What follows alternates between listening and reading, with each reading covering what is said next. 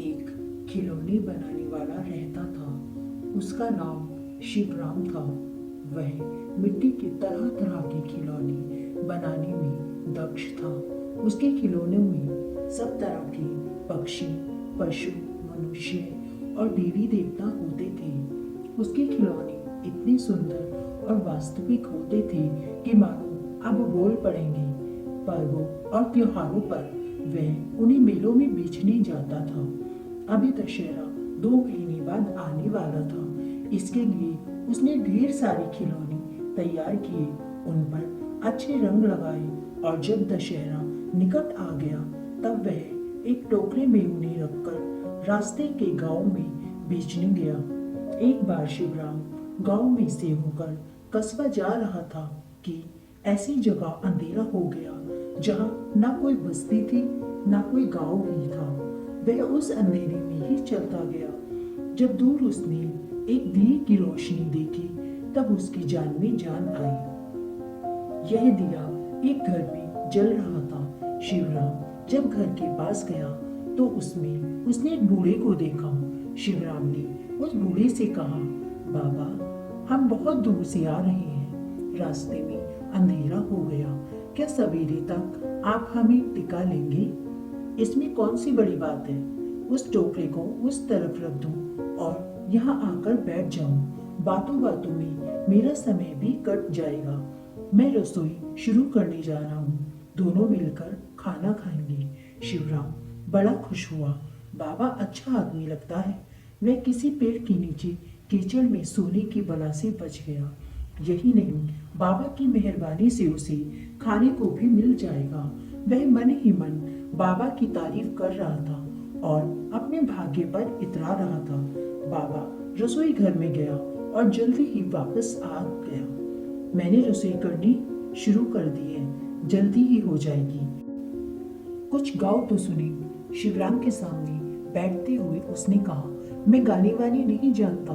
शिवराम ने कहा, अरे गाना भी नहीं जानती तो कोई कहानी ही सुना दो। बूढ़े ने कहा, मैं कहानी भी नहीं जानता बाबा।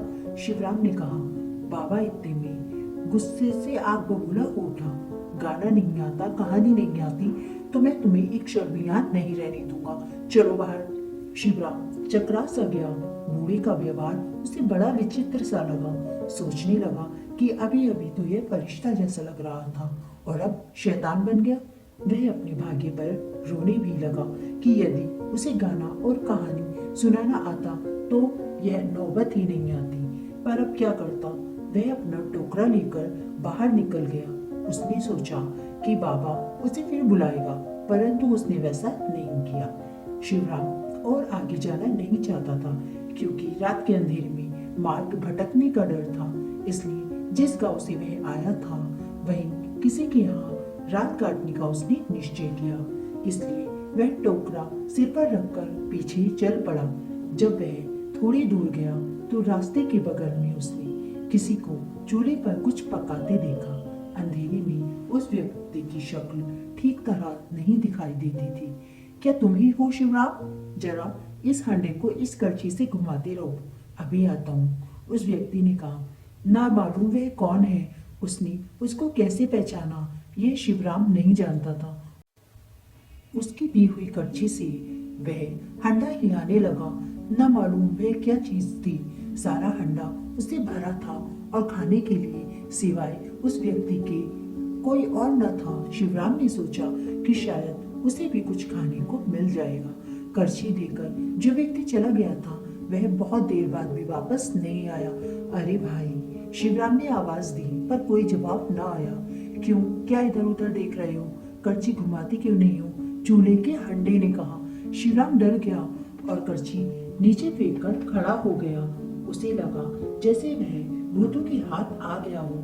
इतना घमंड, ये कहते हुए करछी जमीन पर से उठी और इसके सिर पर जोर से मारने लगी। शिवराम और भी डर गया।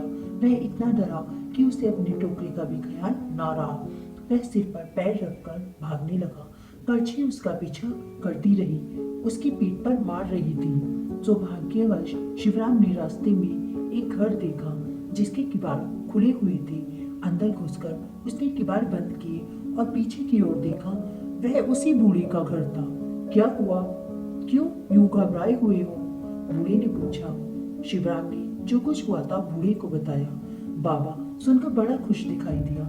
अगर यह कथा पहले सुना देते तो मैं तुम्हें बाहर ही नहीं भेजता। रसोई हो गई है, आप खाना खाएं, उसने कहा।